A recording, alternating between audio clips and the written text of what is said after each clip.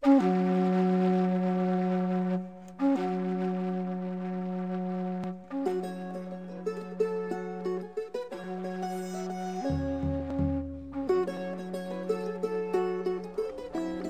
première étape de mon enquête m'a conduite au Mexique, qui représente le centre d'origine du maïs.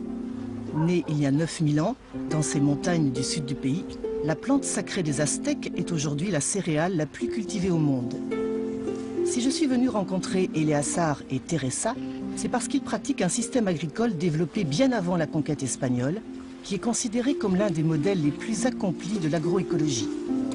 Baptisé milpa, il consiste à semer en même temps des graines de maïs, de haricots et de citrouilles.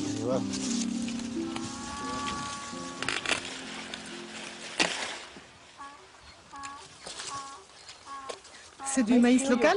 Oui, c'est du maïs traditionnel. Nous n'avons pas perdu les coutumes de nos ancêtres, de nos pères et grands-pères. Mira estos, Tere.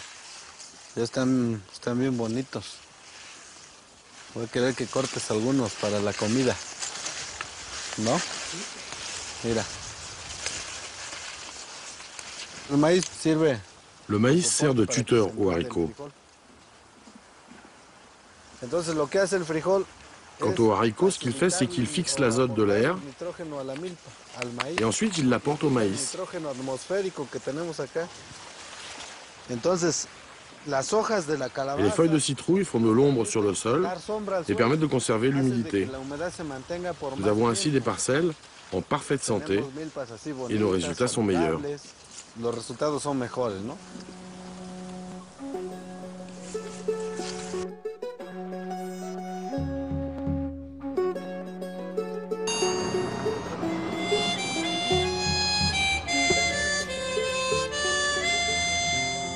Dale Lesser exploite 480 hectares de soja et de maïs transgénique dans le Midwest américain.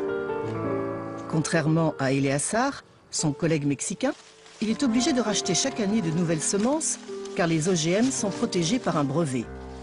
Ses coûts de production ne cessent d'augmenter en raison de la résistance développée par les insectes et les mauvaises herbes aux pesticides chimiques ou transgéniques. C'est du maïs transgénique? Oui, cette variété est ce qu'on appelle un OGM triple. Elle comprend un gène pour la pyrale du maïs, un autre pour la chrysomèle des racines du maïs et un gène de résistance à l'herbicide Roundup. La semaine dernière, nous avons rencontré au Mexique un producteur de maïs qui pratique le système de la milpa. Vous savez ce que c'est? Non, je n'ai jamais entendu parler. C'est une combinaison de plantes. On cultive en même temps des citrouilles, des haricots et du maïs.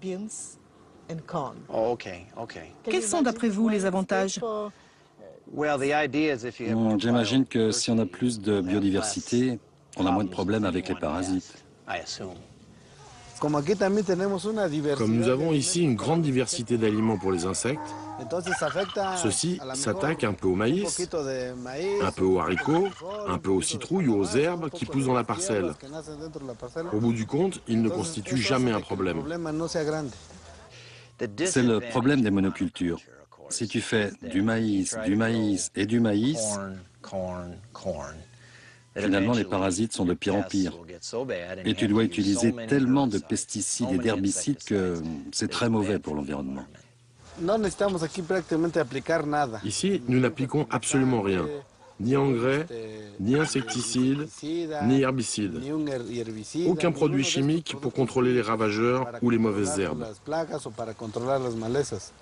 Dès que les mauvaises herbes deviennent résistantes, il faut appliquer autre chose. Et puis on finit par pulvériser toutes sortes de produits.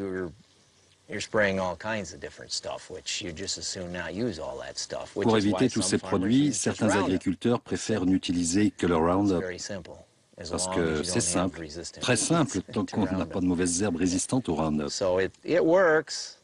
Avec la technologie, on s'en sort toujours, mais avec tous ces produits chimiques, on est toujours un peu inquiet. Pour votre santé? Oui, pour les effets que ça peut avoir sur la santé.